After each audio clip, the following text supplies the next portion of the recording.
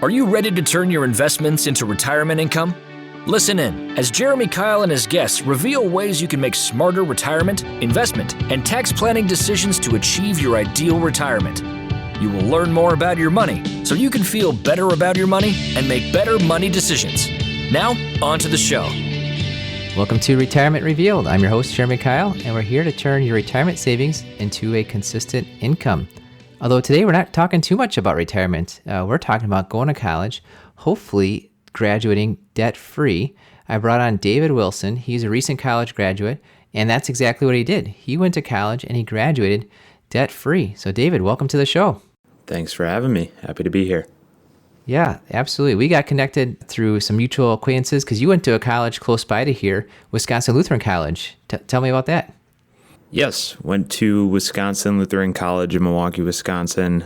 Ended up graduating with a business marketing and management degree in 2020 and have gotten to share my story of going there debt-free through Ramsey Solutions. So it's been a very exciting ride. I believe it. And that's kind of a dream for a lot of people, not just to go to college, but to go to college debt-free. And I'm sure a lot of our listeners, even though they're preparing for retirement, one of the things that might kick their retirement down the road is that they're helping their kids go through college, or they've got college loans from their kids, maybe even their own college loans, or perhaps they are in retirement and they're seeing their grandkids and hoping that they can get a college education that's debt-free. So we'll talk about that. But obviously, I'm thinking you must have some sort of interest in personal finance with the Dave Ramsey connection and going to college debt-free. Tell us about that.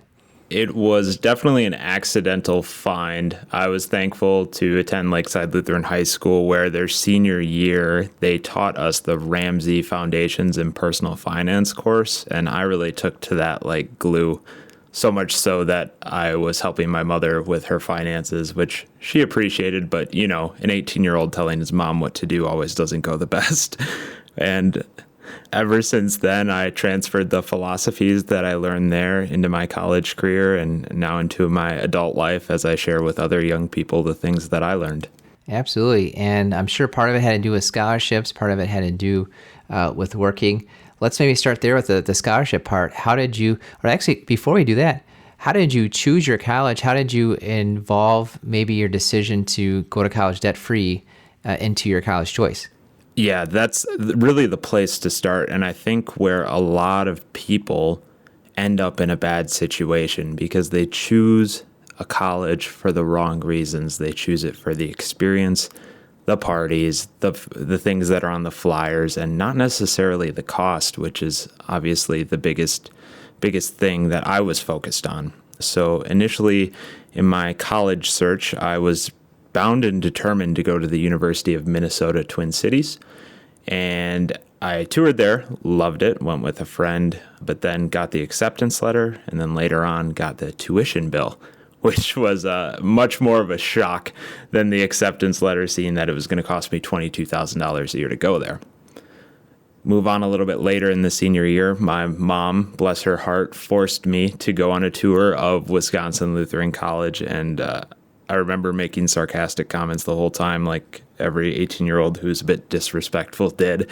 But it turns out, Mom was right. And I picked that college not only for the financial reasons, it was significantly cheaper than any of the other schools that I was considering, but also because it was just a great place to go. And I think my 4 years are proof of that, and there's no regrets looking back on that decision. And we've had Rich Manisto from Wisconsin Lutheran on, and he's the vice president of advancement there.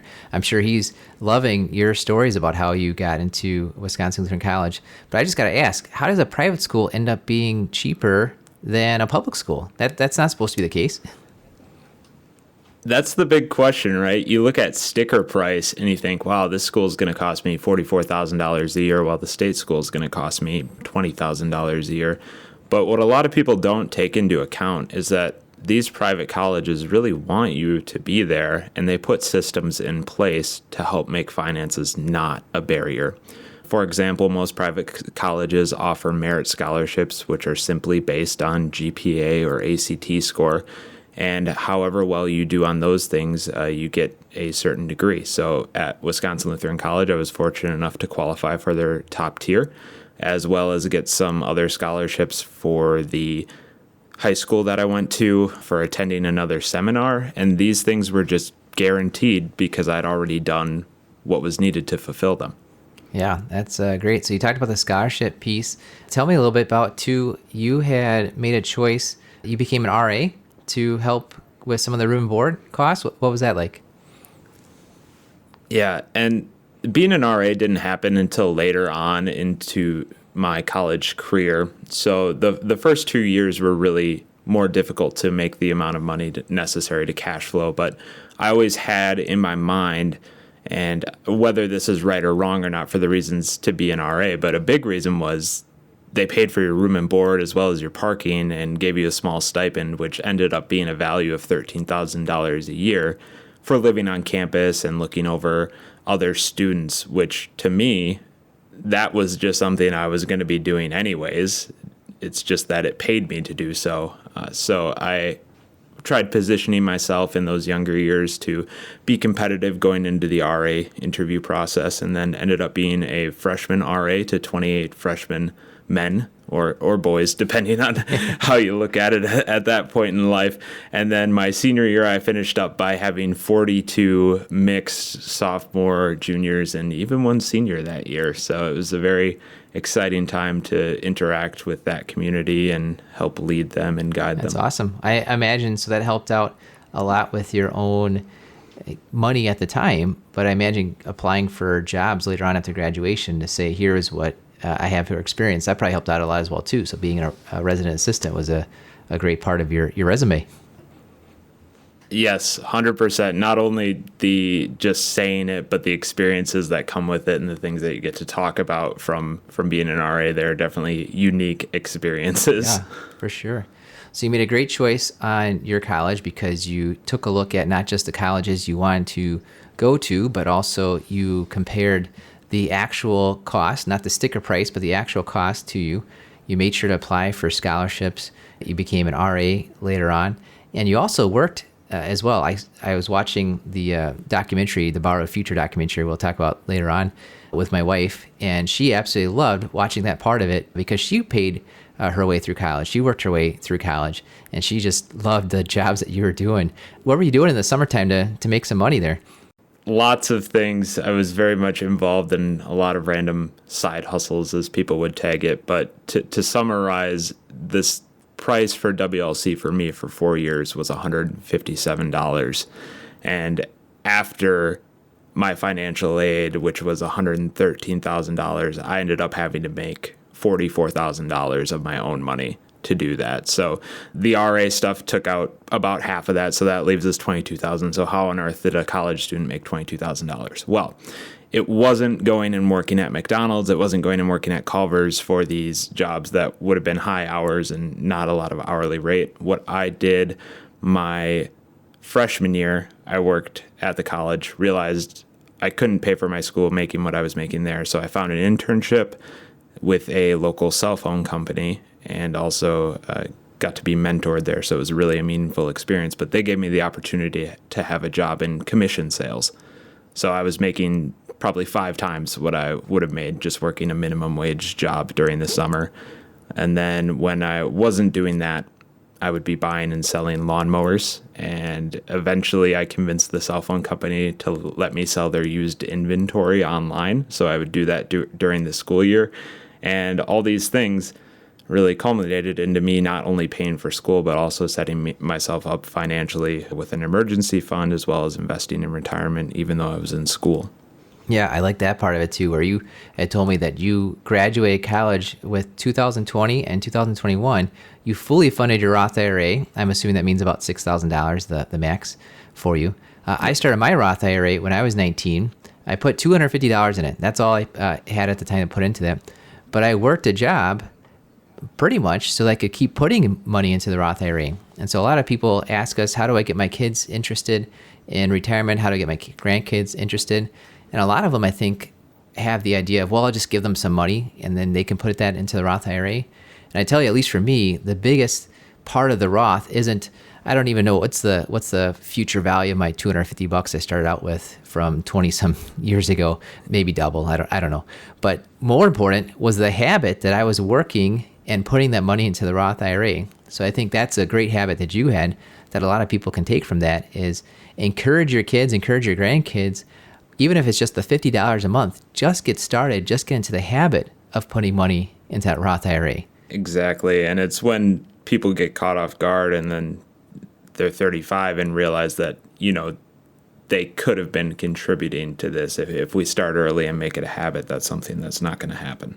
And a big part of it too is you are going outside the box. Like you said, you didn't just do the standard $8 an hour, $10 an hour jobs. You are taking on a little bit of risk to go out and use some of the money that you had made to buy lawnmowers, resell them, fix them up and resell them. You were coming to your employer with great ideas on here's how you can add value to them. So that's just a great perspective to approach this goal. And I think what helped is you had the goal. You had that personal goal. You wanted to graduate college debt-free, and you were willing to do what it takes to get there. Yeah, and it goes to show that ultimately high school students who are in this same position, if they have that goal, these kids are bright enough and can be creative enough to pave that way for themselves. But if they don't have the awareness or the mindset to pick that, they won't do it.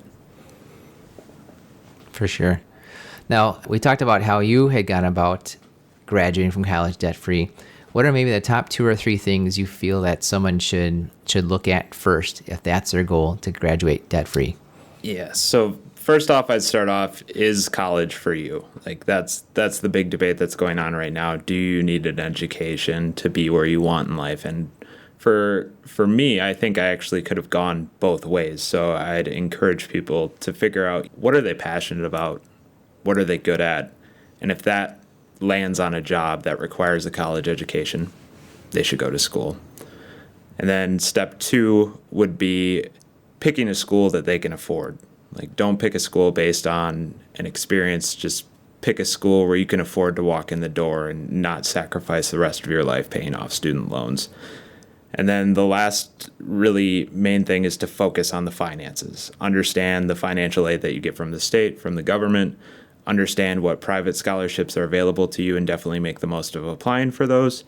And then lastly, choose to work a job or run a business that makes more than the status quo. And don't settle for anything less. Think creatively of areas that you understand more than others, and then figure out how to make money with those. Yeah, that's some great advice there. I like how you said, is college for me? I'm wondering too, if maybe another question is college right now for me? And I'm thinking of my wife again here. She went to school right away, got her bachelor's degree in 4 years, but she took a year off before she went to grad school. And I think part of it was just making sure she realized exactly what she wanted to do in grad school, but also she worked that entire year. She worked a full-time job. She was also babysitting. I mean, she was working probably 60 plus hours a week, earning the money so that when she went to grad school, she was writing all the checks.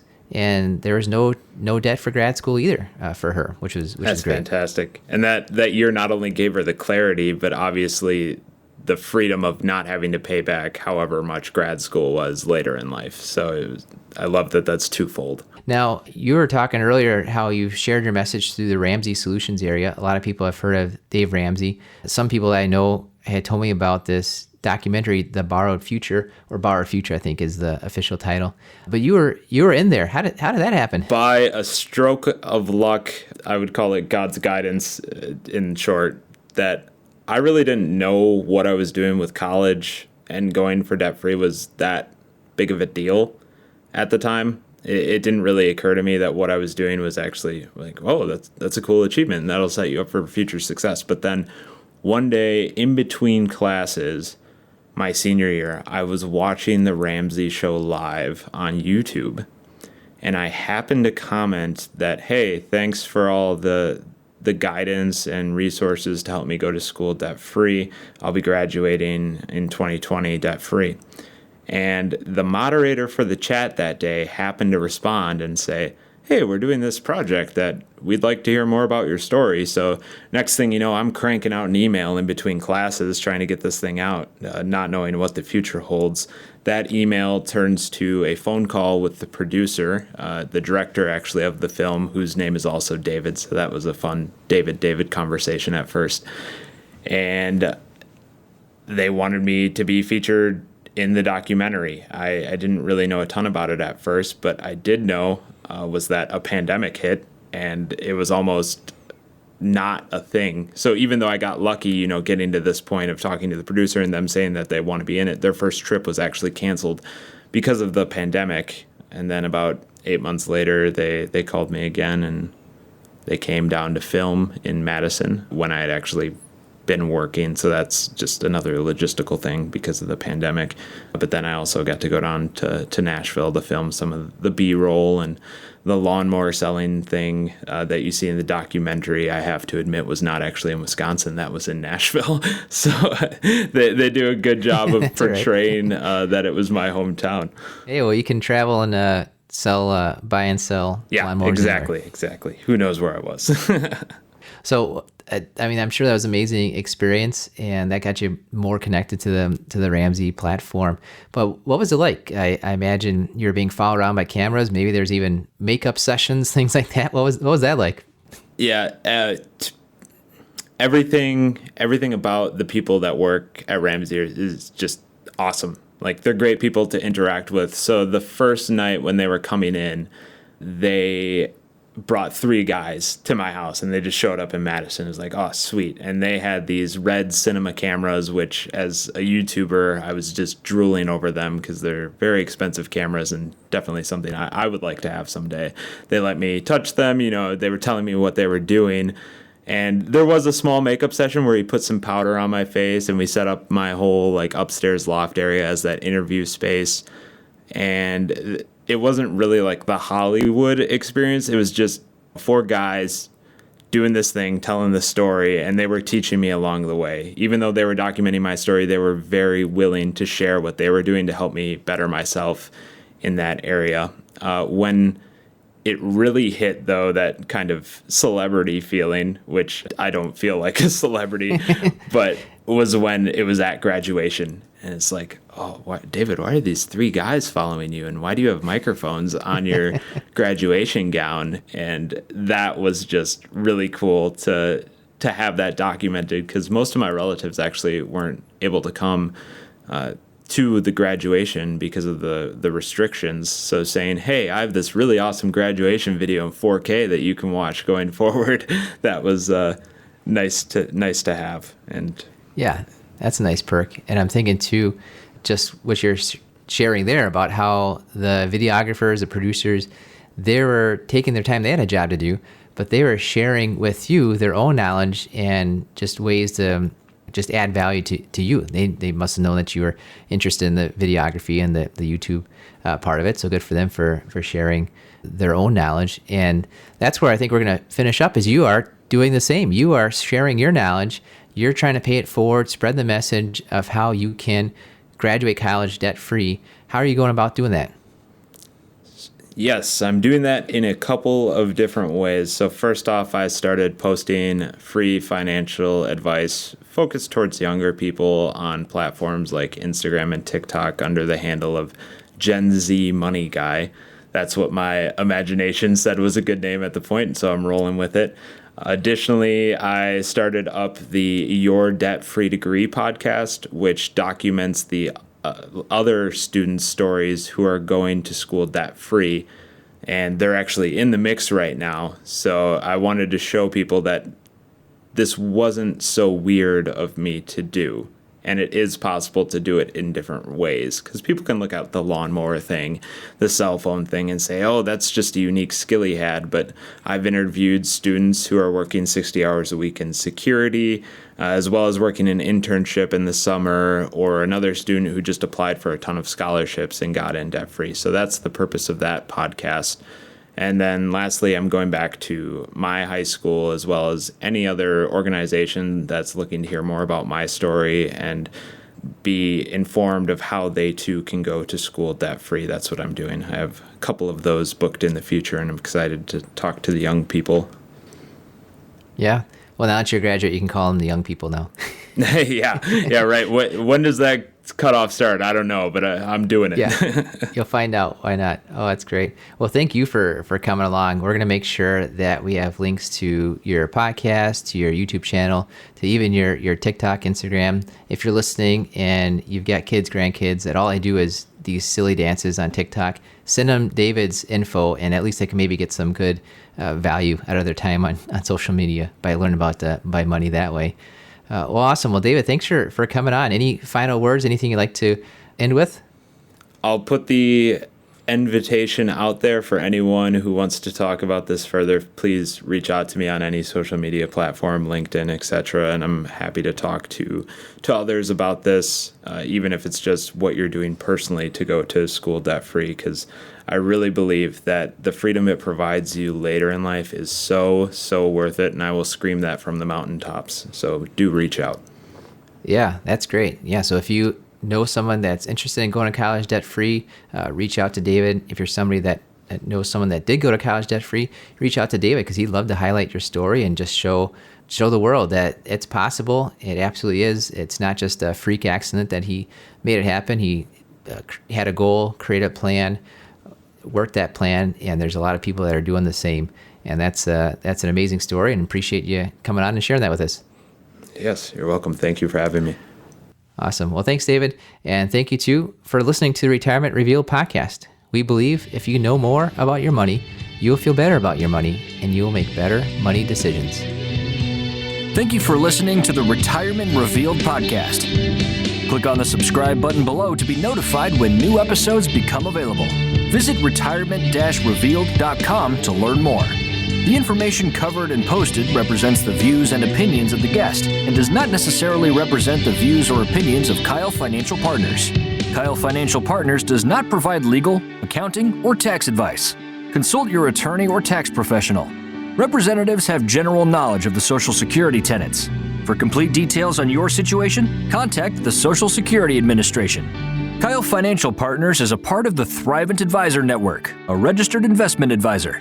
The content has been made available for informational and educational purposes only. The content is not intended to be a substitute for professional investing advice. Always seek the advice of your financial advisor or other qualified financial service provider with any questions you may have regarding your investment planning.